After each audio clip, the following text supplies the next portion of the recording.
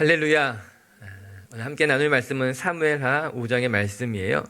다윗이 왕이 되고 난 이후에 다윗은 헤브론에서 약 7년 동안을 다스렸고, 그리고 예루살렘으로 수도를 옮긴 이후에 그곳에서 33년 동안 이스라엘을 다스렸다고 합니다. 오늘 4절과 5절의 말씀은 이렇게 그의 재위 기간을 설명해 주고 있어요. 4절 5절 한번 같이 읽어볼까요? 시작. 다윗이 나이가 30세 왕위에 올라 40년 동안 다스렸으되 헤브론에서 7년 6개월 동안 유다를 다스렸고 예루살렘에서 33년 동안 온 이스라엘과 유다를 다스렸더라. 무려 40년이란 기간, 긴 세월 동안 이스라엘의 평화가 왔다, 그렇게 이야기하고 있는 겁니다. 이는 여호수아가 가나안 땅을 정복한 이후에 찾아볼 수 없는 최고의 부흥기다, 또 최고의 평화의 시간이었다. 사람들은 그렇게 이야기해요. 이스라엘 주변의 어떤 나라들도 감히 다윗이 왕이 있는 이 40년 동안은 이스라엘을 넘보는 나라가 없었어요. 이스라엘은 최고의 어떤 부흥기를 누리게 되었죠. 최고의 흥한 시간이 되었던 거예요. 그래서 하나님 앞에서 바르게 선 한 사람이 얼마나 중요한 것인가, 이 다윗을 보면서 우리가 생각해 보게 됩니다. 여러분, 우리는 신실한 한 사람의 능력을 과소하게 평가해서는 안 될 것입니다. 하나님 앞에 신실하게 살아가는 그 한 사람을 통해서 하나님이 일하시는 그 역사는, 그 위대함은 우리가 생각한 것보다 더 크고 대단할 수 있다라고 하는 것이에요. 하나님은 그 신실한 한 사람을 통해서 우리가 상상하지도 못한 너무나 위대하고 아름다운 인들을 만들어갈 수 있기 때문인 것 아니겠습니까? 여러분, 다윗이 사무엘에게 처음 기름 부음 받았을 때를 한번 생각해 보시기 바랍니다. 어느 누구도 이 어린 소년 다윗이 이런 위대한 일을 행할 것이라고 아무도 기대하지 못했을 거예요. 심지어는 다윗의 아버지조차도 다윗을 사무엘에게 선보이지 않았습니다. 왜냐하면 이 아버지 눈에 보기에도 이 다윗은 그냥 철없는 막내 아들에 불과했던 거죠. 들에서 양이나 치는 허드렛 일을 하는 아이에 불과했기 때문에 이 아버지조차도 다윗에게 그렇게 큰 기대를 하지 않았습니다. 다윗이 이렇게 위대한 사람으로 성장할 것이라고 생각하지 못했던 것이죠. 하지만 하나님은 사무엘에게 명령하셨습니다. 인간적인 눈에 보기에 대단해 보이는 다윗의 형들이 아니라 지금 들판에서 양을 치는 다윗이 내가 지목하는 하나님의 사람이다, 그에게 기름 부으라고 이야기한 것 아니겠습니까? 그리고 다윗도 변함없이 하나님을 신실하게 믿고 의지하면서 성실한 사람으로 성장해 가게 됩니다. 다윗이 정말 하나님을 향하는 신실한 순전한 믿음이 있었기 때문인 것 아니겠습니까? 여러분, 우리도 오늘 반드시 기억해야 될 것은요, 하나님은요 신실한 사람을 통해서 일하신다라고 하는 거예요. 그리고 그 신실한 한 사람을 통해서 하나님이 행하시는 일들은 우리가 생각하는 것보다 훨씬 더 크고 위대한 일을 행할 수 있다라고 하는 것이죠. 여러분들이 지금까지 살아온 자신의 모습을 보지 마시고 우리가 신실하게 하나님을 붙드실 때 하나님이 행하실 것들을 기대하고 하나님이 행하실 것들을 바라볼 줄 아는 믿음의 분들 되기를 주님의 이름으로 축복합니다. 이제 우리나라의 명절인 구정이 시작되는 거잖아요. 음력으로 보게 되면 2022년이 이제 시작하는 것 아니겠어요? 여러분, 축복하는 것은요, 올 한 해 하나님께서는요 여러분 한 사람을 통해서 여러분의 가정을 변화시키시고 여러분 한 사람을 통해서 교회를 바꾸시고 여러분의 일터를 변화시킨다는 것을 기억하고 정말 하나님이 사용하시는 신실한 한 사람이 되시기를 주님의 이름으로 축복합니다. 여러분, 스스로를 과소평가하지 마시고 내가 정말 믿음 따라 살아간다면 하나님은 나를 통해서 못하실 일이 없을 것입니다. 믿음 따라 살아가는 한 사람을 통해서 하나님은 정말 귀하고 아름다운 일들을 행하실 줄로 저는 믿습니다. 할렐루야. 여러분은 여러분이 생각하는 것보다 더 좋은 사람이에요. 더 훌륭하고 더 위대하고 아름다운 일을 열매 맺을 사람인 줄로 저는 믿습니다. 아멘. 진심이에요. 그냥 인사말로 하는 것이 아니라 여러분은 여러분 스스로가 생각하는 것보다 정말 더 크고 아름다운 열매를 맺게 될 줄로 저는 믿습니다. 이제 하나님께서 이 신실한 다윗, 이 다윗을 통해서 이스라엘을 건립해가는 장면을 우리 같이 묵상하게 될 것입니다. 그럼 그 다윗은 어떠한 사람이었을까? 오늘 말씀을 통해서 한 가지씩 한번 생각해 보도록 하겠습니다. 첫 번째, 다윗은 하나님이 다윗을 바라볼 때 다윗은 어떤 인물인가? 다윗은 성숙하게 하나님의 때를 기다릴 줄 아는 사람이었다라고 하는 겁니다. 1절과 2절 말씀 한번 같이 읽어보도록 하겠습니다. 시작. 이스라엘 모든 지파가 헤브론에 이르러 다윗에게 나와 이르되 보소서, 우리는 왕의 한 고륙이니이다. 전에 곧 사울이 우리의 왕이 되었을 때에도 이스라엘을 거느려 출입하게 하신 분은 왕이시었고 여호와께서도 왕에게 말씀하시기를 내가 내 백성 이스라엘의 목자가 되며 내가 이스라엘의 주권자가 되리라 하셨나이다 하니라. 이제 사울이 죽고 나서 다윗은 다윗을 따랐던 유다와 그리고 북이스라엘, 남북이 하나로 통합되어져 가는 일들을 해야만 했던 것입니다. 1절 말씀에 눈에 띄는 대목은 모든 지파가 다윗에게 나아왔다라고 하는 거예요. 그 전까지는 다윗이 속한 유다 지파를 중심으로 다윗의 세력이 모였는데 이제는 유다뿐만 아니라 이스라엘의 모든 12지파가 다 다윗에게 나와서 다윗에게 기름을 붓고 다윗이 우리의 왕이 되어주십시오. 그렇게 다윗을 추대하는 장면 아니겠습니까? 1절뿐만 아니라 3절에도 똑같은 말씀은 반복되고 있습니다. 이에 이스라엘의 모든 장로가 이렇게 이야기하고 있는 거예요. 이제 다윗에게 나온 사람들이 이제 유다 지파뿐만이 아니라 이제 다윗이 명실공히 모든 사람들이 다윗을 인정하게 된 거예요. 다윗이 이제 하나님이 세우신 하나님의 왕이다. 우리의 왕이 되어야 되는 것이 맞다라고. 어느 한 지파만 다윗을 믿고 따르는 것이 아니라 모든 지파가 모든 장로들이 다윗을 인정하게 된 것이죠. 여러분, 진정한 리더는 어떤 리더인가? 어느 한 편에 서서 그 편만 바라보고 그 편만 위해서 일하는 것이 진정한 리더가 아니라 진정한 리더란 하나님의 편에 서가지고 모든 사람들에게 존경을 받을 수 있는 사람들, 모든 사람들을 하나로 묶을 수 있는 사람이 진정한 리더라고 하는 것이에요. 오늘 다윗을 보시기 바랍니다. 다윗은 편에 가르지 않습니다. 오히려 나눠진 이스라엘과 유다를 하나로 모으고 힘을 하나로 만드는데 최선을 다하고 있는 것이 우리 다윗이 보여주고 있는 모습인 건 아니겠습니까? 진정한 리더, 우리가 오늘 바라보는 리더는 이런 리더가 되어야 되는 것이죠. 모든 지파에게 이제 인정받게 됩니다. 모든 장로에게 인정받게 돼서 모든 지파, 모든 장로의 다윗에게 나와 우리의 왕이 되어주십시오. 그렇게 이야기하고 있는 거예요. 여러분, 다윗의 삶을 들여다보면요, 다윗이 무리하게 일을 만들지 않고 하나님의 때를 기다리자 드디어 하나님의 때가 이르고 사람들이 다윗에게 직접 나오기 시작했다라고 하는 겁니다. 다윗이 내가 왕이 되어야만 한다라고 생각해서 인위적으로 무리하게 일을 만들고 유다 편의 사람들과 함께 이스라엘을 정복한 것이 아니라 다윗은 기다리고 있었던 거예요. 하나님의 때를 기다리고 하나님의 방법을 기다리게 되자 오히려 모든 지파, 모든 장로들이 다윗에게 나와서 다윗이 우리의 왕이 되는 것이 마땅합니다. 그렇게 이야기하고 있는 것입니다. 여러분, 생각해 본다면 사무엘에게 기름 부음을 받은 지 20년이 훌쩍 지난 시점이에요.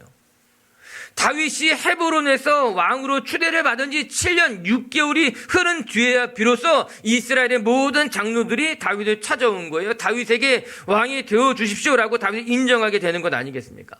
어떻게 보면 20년이 지난 시간 동안 다윗이 기다리는 건 여러분 쉬운 시간이겠습니까? 여러분, 결코 짧은 시간이 아니었어요. 결코 감당하기 쉬운 시간이 흘러간 것이 아니었다라고 하는 겁니다. 다윗은 20년을 기다려야만 했어요. 헤브론에서 7년이 넘는 시간을 기다려야만 했다라고 하는 것이죠. 뿐만 아니라 그 기다림의 시간은 때로는 도망자의 삶을 살았고 또 때로는 아기스 왕 앞에서 미친 척도 해야 되고 또 때로는 사울을 죽일 수 있는 기회가 있었는데도 불구하고 참고 인내하면서 하나님의 때를 기다렸던 시간이 20년이 훌쩍 지난 세월이었다라고 하는 겁니다. 한마디로 말한다면 다윗은 어떤 사람이었는가? 기다림에 있어서는 누구보다도 탁월한 사람이 다윗이었던 거예요. 참고 견디고 인내하면서 하나님의 때를 기다릴 줄 아는 성숙한 사람이 다윗이었다라고 하는 것입니다. 오늘도 누가 성숙한 사람일까? 누가 정말 하나님이 쓰시는 인생이 될 수 있을까? 오늘 다윗이 보여준 것과 같이 정말 하나님의 때를 참고 기다릴 줄 아는 사람이 하나님이 기뻐하시는 사람이고 하나님이 쓰시는 사람인 줄로 믿습니다. 여러분, 이 다윗의 기다림이라고 하는 거, 여러분, 이것은 주저하는 것과는 다른 거예요. 다윗의 기다림이라고 하는 것은요, 나태하게 게으르게 시간을 보내는 것과는 전혀 차원이 다른 이야기라고 하는 것입니다. 여러분, 우리가 기다림이라고 하는 것을 묵상할 때 우리는 이 기다림은요, 주저하는 것과는 구별할 줄 알아야만 할 거예요. 뿐만 아니라 게으르게 기다리는 것과는 전혀 다른 문제라는 것을 알아야만 될 것입니다. 여러분, 겉으로 보기에는요, 기다리는 것과 주저하는 것이 매우 비슷하게 보일 수 있습니다. 아무것도 하지 않고 있는 모습이 어떻게 보면은 주저하고 있는 모습과 기다리고 있는 모습이 비슷하게 보일지도 모르는 거예요. 아니, 또 어떤 경우에는 정말 게을러서 나태해서 아무것도 하지 않는 것과 기다리는 것이 겉으로만 보기에는 매우 유사하게 보일 수 있을지는 모릅니다. 그러나 분명하게 다릅니다. 여러분, 다윗은 주저하는 사람은 아니었어요. 하나님이 주신 사명에 대해서, 하나님이 맡기는 일에 대해서 결코 주저하지 않았던 인생이 다윗이었습니다. 여러분, 골리앗과 맞설 때 생각해 보시기 바랍니다. 이스라엘의 모든 사람들은 골리앗 앞에 나가기를 주저했습니다. 두려워했기 때문에 골리앗과 맞서 싸우기 어려워했다라고 하는 거예요. 그러니까 다윗은 골리앗 앞에서도 조금도 주저하지 않고 하나님 여호와의 이름으로 골리앗 앞에 달려나간 것 아니겠습니까? 여러분, 다윗은 주저하는 인생이 아니었단 말입니다. 하나님께서 다윗을 유대의 왕으로 세울 때도 다윗은 조금도 주저하지 않았습니다. 이것이 하나님이 나를 유대의 왕으로 세운 것이라면 내가 이 일을 감당하겠다고 용감하게 달려나간 것이죠. 다윗은 주저주저한 인생이 아니라 하나님의 때를 기다렸던 사람이 다윗인 거예요. 기다릴 줄 아는 사람이 다윗이었더라고 하는 거예요.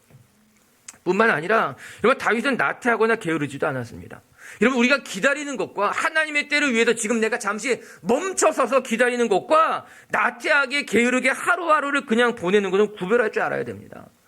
나태한 사람은요, 해야 할 일이 있음에도 불구하고 게을러서 오늘 해야 할 일을 내일로 미루는 사람이 게으르고 나태한 사람인 거예요. 그러나 기다릴 줄 아는 사람은 성급하게 행동하지 않고 참고 견디면서 내일을 위해서 오늘을 인내할 줄 아는 사람이 기다릴 줄 아는 사람이라고 하는 겁니다. 어느 누구도 다윗을 바라보면서 게으르다, 나태하다 이야기하지 못할 것입니다. 왜냐하면 다윗은 나태하게 오늘 해야 할 일을 내일로 미룬 것이 아니라 하나님의 약속을 위해서 오늘의 시간을 참고 견디고 멈출 줄 알았던 사람이 다윗이기 때문인 거예요. 그래서 다윗은 기다릴 줄 아는 성숙한 사람인 것이죠. 기다림이란 그래서 하나님의 약속에 내 소망을 두고 어떠한 상황에도 조금도 미동하지 않고 중심을 잡고 하나님의 때를 기다리는 것이 기다릴 줄 아는 사람의 모습이라고 하는 것입니다. 오늘 본문에서도 이스라엘의 모든 지파가 자신을 인정할 때까지 다윗은 조금도 흔들리지 않고 헤브론에서 7년 반이라는 시간 동안 사울 쪽 사람들을 제압하지 않고 기다렸던 것 아니겠습니까? 내가 힘으로 이스라엘 사람들을 제압할 수 있었다 할지라도 다윗은 하나님의 때를 준비하면서 하나님의 때를 기다리면서 멈춰섰어요. 언제까지? 모든 사람들이 다윗을 인정할 때까지, 스스로 다윗에게 찾아올 때까지 다윗은 급하지 않았어요. 흔들리지 않았어요. 요동하지 않고 중심을 잡고 기다렸다라고 하는 것이죠. 여러분, 이스라엘 모든 장로들이 다윗을 찾아왔을 때 다윗이 얼마나 기뻤을까요? 내가 하나님을 기다리고 기다렸더니 하나님이 드디어 나에게 은혜를 베푸시는구나. 내가 성급하게 행하지 아니하고 하나님의 때를 참고 또 참았더니 이 기다림이 헛되지 않았구나. 다윗의 마음이 얼마나 기쁘고 감격스러울까요? 여러분, 하나님을 바라보며 참고 기다리는 자에게 하나님의 은혜를 베푸실 것이고, 그 하나님이 베푸신 은혜는 우리 영혼을 살리는, 정말 우리 영혼을 기쁘게 하는 소식이 될 줄로 저는 믿습니다. 여러분, 그래서 우리가 기다림에 대해서 이해할 때 여러분, 이 기다림이라고 하는 것은요, 어떻게 보면요, 가장 적극적인 방법이 될 수 있다는 것을 기억해야만 되는 거예요.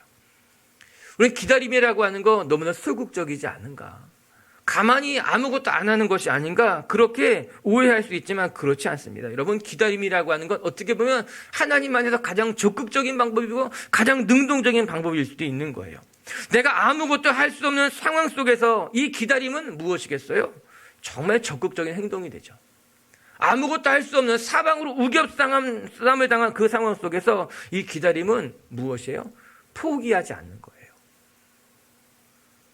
기다림, 이 포기하지 않는 거예요. 그렇기 때문에 이 기다림이라고 하는 것은 수동적인 것이 아니라 능동적인 겁니다. 모든 사람들이 포기하라고 말할 때, 가능성이 없다고 말할 때, 너는 이제 아무것도 할 수 없다고 말할 때 하나님의 때를 기다리고 있는 그 마음은 정말 포기하지 않는 거죠. 그렇기 때문에 기다림은 충분히 능동적인 행동이에요. 아무것도 하지 않는 것이 아니라 능동적인 행동인 거죠. 포기하고 싶은 마음이 턱 밑까지 차오를 때에도 포기하지 않고, 모든 사람들이 가능성이 없다고 이야기할 때도 낙심하지 않고 그 자리를 지켜 서 있는 것은 기다림이 주는 멋진 능동적인 행동이라고 하는 거죠. 뿐만 아니라 기다릴 수밖에 없는 상황 속에서 기다린다고 하는 것, 그건 인내지요. 참고 견디는 것이죠. 그래서 여러분, 기다림은요, 충분히 적극적이고 충분히 능동적인 하나님이 주신 방법일 수 있는 거예요. 사랑하는 빛의 교회 성도 여러분, 여러분은 어떻습니까? 여러분, 잘 기다릴 줄 아는 사람입니까? 아니면 성급하게 행하다가 일을 그르치는 적은 없습니까? 전 우리 빛의 교회 성도 여러분들이 하나님의 때를 바라보면서 때로는 인내하고 때로는 참아가면서 하나님의 은혜를, 하나님의 일을 만들어갈 수 있는 여러분들 되시기를 주님의 이름으로 축복합니다.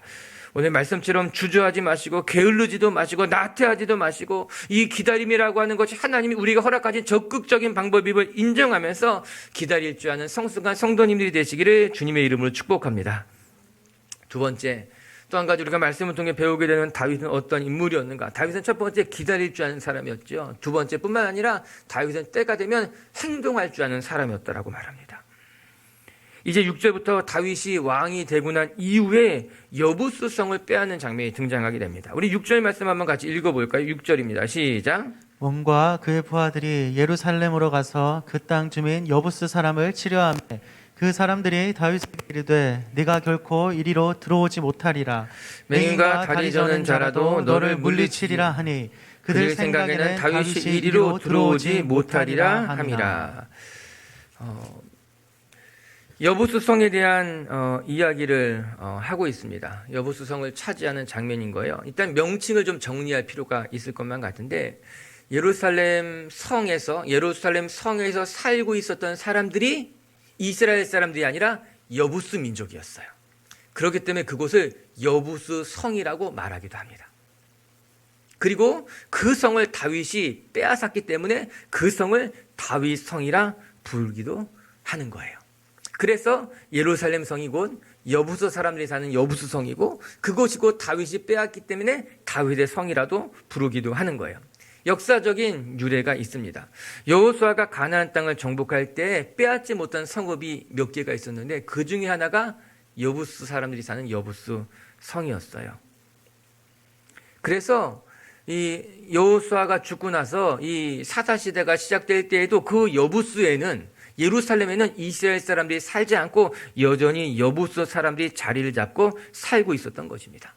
그러던 중에 그 여부스 성 예루살렘을 언제 이스라엘이 빼앗게 되는가 하면은 다윗이 왕이 되고 난 이후에 가장 먼저 빼앗은 성이 여부스 예루살렘 성이 되게 되는 것이죠. 여러분 그만큼 이 예루살렘이라고 하는 곳이 함부로 함락할 수 없는 천혜의 요새라고 하는 거예요. 그 외세의 여러 가지 영향을 받지 않을 만큼 완벽하게 차단된 성읍이 예루살렘이었어요. 아무도 무너뜨리지 못했다라고 하는 것입니다. 그렇기 때문에 여부스에 살던 사람들은 다윗이 공격한다고 하여도 눈 하나 깜짝하지 않았던 거예요. 오늘 우리가 읽었던 6절의 말씀 보게 되면 무엇이라고 말합니까? 맹인과 다리 저는 자라도 너를 물리치게 될 것이다. 이렇게 이야기하고 있는 거예요. 여부스에 살고 있는 사람들이 앞을 보지 못하고 다리를 절름거리는 사람이라 할지라도 너희들을 무찌를 수 있을 만큼 다윗 너희가 이 여부스 성을 함락하지 못할 것이야 라는 자신감이 그래서 그들 가운데 있었던 거예요. 이 6절 마지막 절에는 이렇게 나오잖아요. 다윗이 이리로 들어오지 못하리라. 그렇게 생각하고 있는 거죠. 그만큼 이 여부스 사람들이 살고 있었던 이 여부스 성은 천혜의 요새였던 것입니다. 함부로 함락할 수 없는 성이 아니었더라고 하는 거예요. 그런데 다윗이 이제 이스라엘의 왕이 되자 다윗은 조금도 주저하지 않고 그 여부수성을 가장 먼저 공격해서 여부수성을 차지하게 되는 거예요. 왜냐하면 다윗이 생각하기에 이 예루살렘 성 여부수성은 남북을 통일하는 데 있어서는 반드시 필요한 성이었기 때문인 거죠. 지금 다윗이 거하고 있었던 헤브론은 유다의 성읍이었지만 이스라엘을 통합하기에는 적합한 장소는 아니었기 때문에 반면에 예루살렘이라고 하는 것은 지리적으로 보면은 이스라엘의 정중앙에 놓여 자리 잡고 있었던 거예요. 뿐만 아니라 어떠한 외세가 침략을 해도 흔들리지 않을 만큼 천혜의 환경을 가지고 있었던 곳이 예루살렘 성이었기 때문에 예루살렘으로 수도를 옮길 필요가 있었던 거죠. 그뿐만 아니라 마지막으로 우리가 앞서 살펴본 것 같이 예루살렘 성은요 다윗에게 속한 성도 아니었고 사울에게 속한 성도 아니었던 거예요. 그렇기 때문에 다윗 편의 사람들과 사울 편의 사람들을 하나로 묶는 데는 가장 적합한 장소가 예루살렘 성, 여부수 사람들이 살았던 그곳이었던 거죠. 다윗은 그 성을 우리의 수도로 세워야겠다 결정하게 되자 조금도 주저하지 않고 다윗성을 공격하게 됩니다. 그만큼 다윗은 주저하는 사람이 아니었어요. 이것이 하나님이 주신 사인이라면 이곳이 우리가 정복해야 될 땅이라고 한다면 다윗은 조금도 주저하지 않고 여리고 성으로 예루살렘 성으로 나가서 예루살렘 성을 정복한 것 아니겠습니까? 여러분, 예루살렘 성이 단 한 번도 빼앗긴 적이 없는 성읍이라 하여도 다윗은 주저하지 않고 그 성을 빼앗아 내게 됩니다. 예루살렘을 한번 방문해 보신 분은 기억이 나실지 모르겠지만 알 수 있을 텐데, 여러분, 예루살렘 성은 어느 누구도 쉽게 빼앗을 수 있는 성이 아니에요. 예루살렘을 이 지도를 보게 되면 동쪽으로 감람산이 딱 자리 잡고 있는데, 감람산이 830m의 고산입니다. 그게 예루살렘을 남북으로 둘러 진치고 있는 거예요. 830m라면 관악산보다 더 높은 산이에요. 관악산 600m밖에 되지 않습니다. 청와대 뒤를 감싸고 있는 이 북악산은 300m 채 되지 않습니다. 300m 조금 넘는 산인 거예요. 그럼 예루살렘 성은 무려 830m의 고산이 예루살렘 성을 둘러 진치고 있어요. 뿐만 아니라 예루살렘 성으로 들어가는 데는 세 개의 골짜기가 딱 가로막고 있는 거예요. 우리가 아는 흰놈의 골짜기, 기드론 골짜기, 이런 것들이 예루살렘 성을 딱 가로막고 있기 때문에 우리로 말하면 배산 임수인 거예요. 쉽게 무너지는 성이 아니라고 하는 것이죠. 그러나 다윗은 그곳이 하나님이 우리에게 말씀하신 땅이라고 한다면, 이제 남북을 통일하는 데 있어서 우리가 정복해야 될 땅이라고 한다면 주저하지 않고 행동할 줄 아는 사람이 다윗이었던 것이죠. 그것이 다윗의 위대함, 용기, 담대함이라고 하는 거예요. 사랑하는 미치교회 성도 여러분, 우리 미치교회 식구들이 하나님이 멈추라고 할 때는 멈출 줄 아는 성도가 되길 바라고, 하나님이 움직이라고 말씀하셨을 때는 조금도 주저함 없이 움직일 줄 아는, 행동할 줄 아는 용감한 분들 되시길 주님의 이름으로 축복합니다. 이런 8절에는요, 그 다윗성을 어떻게 무찌렀는가 이야기 나와 있어요. 8절 한번 읽어볼까요? 시작. 그날 다윗이 이르기를 누구든지 여부수 사람을 치거든 물 깃는 데로 올라가서 다윗의 마음에 미워하는 다리 저는 사람과 맹인을 치라 하였으므로 속담이 되어 이르기를 맹인과 다리 저는 사람은 집에 들어오지 못하리라 하더라. 다윗의 군대가 어떻게 이 천의 요새였던 예루살렘 성을 함락시켰는지는 사실 잘 기록되어져 있지는 않습니다. 어떻게 보면은 불가사의한 그런 일이다. 이게 참 어떻게 그 천의 요새, 여호수아도 함락하지 못했던 그 성을 함락시킬 수 있었을까? 그런데 그거에 대한 힌트가 8절에 나오는 물 깃는 데로 올라가서 라는 단어에서 사람들은 힌트를 찾습니다. 이 물 깃는 데라는 곳이 이제 수로라는 뜻을 가지고 있는 단어인 거예요. 다윗은 예루살렘의 물 근원지가 되었던 이 수로를 통해서 예루살렘을 함락시키지 않았을까? 그렇게 유추하게 되는 거예요. 특히 1867년도에 이 수로가 기은샘인데, 기은샘에서 이 예루살렘 성으로 지하로 움직여지는 수로가 발견되게 됩니다. 이것을 통해서 고고학자들은 이 기온샘에서부터 예루살렘 성을 밑으로 넘어가서 이 예루살렘 성을 함락하게 되는 계기가 되지 않았을까. 이 물 기는 곳, 이 기온샘이 예루살렘 성이 함락되는 아킬레스건이 되었을 것이다. 그렇게 생각하게 되는 거예요. 아마도 다윗의 정예부도가 그곳으로 들어가서 다윗성을 혼란시켰고 다윗성을 무너뜨리게 된 것은 아니냐, 그렇게 추측하게 되는 것이죠. 다윗은 용감할 뿐만 아니라 다윗은 지혜로운 사람인 것만 같아요. 그렇기 때문에 다윗은 용감하게 담대하게 행할 수 있었던 것이죠. 다윗에게 지혜가 있었기 때문에 다윗은 용감하게 행할 수 있는 것. 여러분, 지혜가 없는데 용감한 사람들을 우리는 무모한 사람이라고 이야기하게 됩니다. 아무것도 준비하지 않았음에도 불구하고 용감하게 행하는 사람들을 가리켜서 무모하게 준비되지 않았다, 그렇게 이야기하는 거죠. 그러나 다윗을 보시기 바랍니다. 다윗은 기다릴 줄 알면서도 또한 행동할 줄 알았던 거예요. 그가 그렇게 행동할 수 있었던 것은 그 안에 하나님이 주신 지혜와 용기가 있었기 때문에 가능했던 것이죠.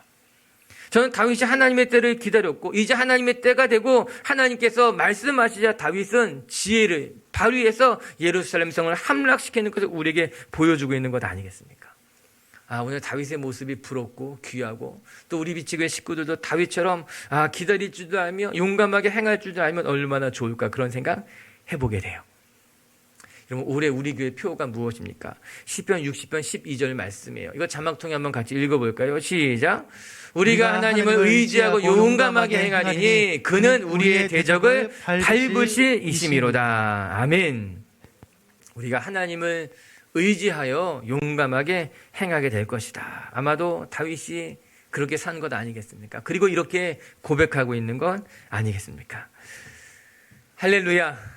올 한 해 우리 미치교회 식구들도 하나님을 의지하여 용감하게 행하는 것으로 말미암아 하나님의 일들을 경험하시는 하나님의 자녀들 되시기를 주의 이름으로 축복합니다. 자, 첫 번째는 다윗은 어떤 사람인가? 하나님의 때를 기다릴 줄 아는 사람, 조급해하지 아니하고 급하지 아니하고 성급하게 행하지 않고 하나님의 때를 기다리는 사람이었고, 두 번째 다윗은 하나님의 때를 기다리다가 하나님의 때가 되면 용감하게 행동할 줄 아는 사람이었다라고 하는 거예요. 세 번째, 다윗이 그렇게 행할 수 있었던 것은 다윗은 늘 하나님과 함께 동행이기 때문에 가능하다, 이렇게 이야기합니다. 오늘 다윗의 삶을 한 절로 이렇게 설명해 주고 있어요. 10절 말씀 읽겠습니다. 시작. 하나님 여호와께서 함께 계시니 다윗이 점점 강하여 가니라. 다윗이 점점 승리하게 된 것의 원인을 어떻게 설명하고 있습니까? 하나님이 다윗과 함께 했기 때문에 가능하다라고 하는 거예요. 여러분 기억하시기 바랍니다. 우리가 참고 견디고 인내할 수 있었던 것은 하나님이 함께 하기 때문에 우리가 기다릴 수 있는 거예요. 우리는 조급한 사람들이에요. 우리는 조금이라도 마음이 불안하면 무엇인가 해야 되는 사람들이에요. 그러나 하나님이 함께 할 때 우리는 조급해하지 않고 참을 수 있고 인내할 수 있고 견딜 수 있는 줄로 저는 믿습니다. 뿐만 아니라 여러분 다윗이 용감하게 행할 수 있었던 것도 하나님이 함께 하셨기 때문에 다윗이 용감하게 행할 수 있는 것이에요. 하나님 여호와를 의지하여 용감하게 행하리. 정말 우리가 용감할 수 있는 이유는 하나님이 함께 하시기 때문에 용감할 수 있는 거예요. 하나님이 함께 하지 않은 용감함은 객기예요, 객기. 그렇게 살면 안 되는 거죠. 그러나 하나님이 함께하면 비로소 우리 안에 하나님이 주시는 담대함이 생겨서 용감하게 행할 수 있는 것. 오늘도 우리 비치교회 성도 여러분들이 하나님과 함께 하시는 것으로 말미암아 여러분의 삶이 정말 하나님의 은혜로 점점 흥할 수 있게 되기를 주의 이름으로 축복합니다. 전 말씀 보면서 다윗이 정말 행복했구나, 그런 생각하게 됩니다. 다윗이 행복할 수 있었던 것은, 다윗이 행복한 것은 다윗이 왕이 됐기 때문에 행복한 것이 아니에요.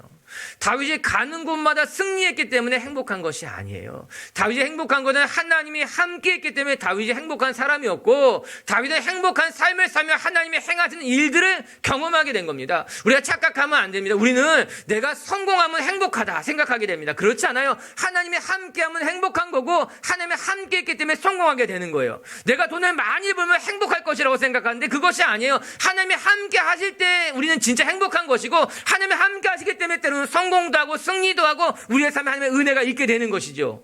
여기 신명기 6장에는 33장에는요 이런 말씀이 나와요. 신명기 30장 29절의 말씀 한번 같이 읽어보겠습니다. 시작. 이스라엘이여 너는 행복한 사람이로다. 여호와의 구원을 너같이 얻은 백성이 누구냐? 그는 너를 돕는 방패요 내 영광의 칼이시로다. 내 대적이 내게 복종하리로다. 내가 그들의 높은 것을 밟으리로다. 오늘 신명기 기자가 이스라엘 백성들에게 무엇이라고 고백해주고 있어요? 선포해주고 있어요. 넌 정말 행복한 사람이야. 왜 행복한 사람인가? 하나님의 은혜를 너처럼 누린 사람이 어디 있겠느냐? 하나님이 너처럼 함께한 사람이 어디 있겠는가? 그렇기 때문에 너는 행복한 사람이라고 하는 거예요. 오늘도 우리가 행복한 이유는 우리가 지금까지 하나님의 은혜로 살아왔기 때문에 행복한 사람인 거예요. 내가 지금까지 돈을 많이 벌었기 때문에 행복한 사람이 아니라, 내가 지금까지 정말 높은 곳에 올랐기 때문에 행복한 것이 아니라, 지금까지 나처럼 하나님의 은혜를 경험한 사람이 누가 있겠어요? 지금처럼 나만큼 하나님의 은혜를 누린 사람이 누가 있어요? 그래서 우리는 행복한 사람인 거예요. 아멘. 저는 이런 자부심이 여러분 한 사람 한 사람에게 있게 되기를 주님의 이름으로 축복합니다. 나 정말 행복한 사람이라고. 왜냐하면 나만큼 하나님의 은혜를 경험한 사람이 없기 때문에.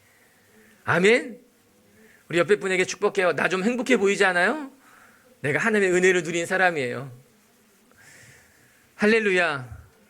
그래, 우리가 오늘 행복한 것은 하나님이 우리와 함께했기 때문인 거예요. 정말 나만큼, 우리 빛의 교회만큼, 우리 성도님들만큼 하나님의 은혜를 누리고 사는 사람이 어디 있을까? 누가 저한테 그러더라고요. 목사님, 하나님이 저를 제일 사랑하는 것만 같아요. 내가 속으로 아닌데, 내가 나를 좀 더 사랑하시는 것 같은데 경쟁자를 만났네. 하지만 제가 이야기해줬어요. 맞아요. 집사님처럼 하나님의 사랑 받은 사람 없을 것 같아요. 정말 제가 보기에도 하나님의 은혜를 많이 받으셨습니다. 그 대화가 너무너무 행복했던 거예요. 그래, 우리 모두 그렇게 살아가야겠다. 그 말이 맞는 말이겠다. 오늘도 우리 사랑하는 미치교회 성도 여러분, 하나님이 함께 하신 것이 우리에겐 가장 큰 행복임을 기억하시고, 하나님이 함께 하시는 것으로 여러분의 삶에 만난 그 모든 문제들을 능히 이기고 점점 더 흥해져 가시는 하나님의 사람들 되시기를 주님의 이름으로 축복합니다. 말씀을 정돈하십시다. 여러분, 다윗 한 사람으로 말미암아 이스라엘이 지금까지 누리지 못했던 평화를 누리고 부흥기를 누리게 된 것 아니겠습니까? 여러분은 하나님의 사람, 이 한 사람의 능력을 우리는 과소평가해서는 안 됩니다. 하나님은 그 한 사람을 통해서 가정을 바꾸시고 그 한 사람을 통해서 교회를 변화시키시고 그 한 사람을 통해서 나라의 변화가 일어나게 되는 거예요. 오늘도 우리 빛지교회 성도 여러분들이 여러분 자신을 바라보면 초라하게 느껴질지 모르고 내 자신을 바라보면 난 그럴 만한 인물이 아니야 생각될지 모르지만 하나님의 손이 함께할 때 여러분 한 사람 한 사람을 통해서 정말 귀하고 아름다운 열매가 맺혀지게 될 줄로 믿습니다. 다윗은 어떤 사람이었을까? 하나님이 쓰시는 다윗은 성숙하게 기다릴 줄 아는 사람이었다. 오늘도 우리 빛지교회 식구들이 하나님 안에서 기다릴 줄 아는 사람, 성급하게 행하는 것으로 말미암아 이를 그르치는 것 아니라 하나님의 때를 기다리고 잠잠히 참는 것으로 말미암아 하나님이 쓰시는 인생 되시기를 주님의 이름으로 축복합니다. 그리고 두 번째, 다윗은 기다려줄 뿐만 아니라 행동할 줄 아는 사람이었어요. 하나님의 때다 말씀하시면 조금도 주저함 없이 움직일 줄 아는 믿음의 사람이 다윗이었어요. 오늘도 우리 빛지교회 식구들도 하나님 때를 기다리다가 하나님 말씀하시면 주저하지 않고 달려나갈 줄 아는 성도님들 되시기를 주님의 이름으로 축복합니다. 그리고 세 번째, 다윗은 하나님과 함께하는 인생을 살았어요. 그것이 다윗이 복된 인생이었던 거예요.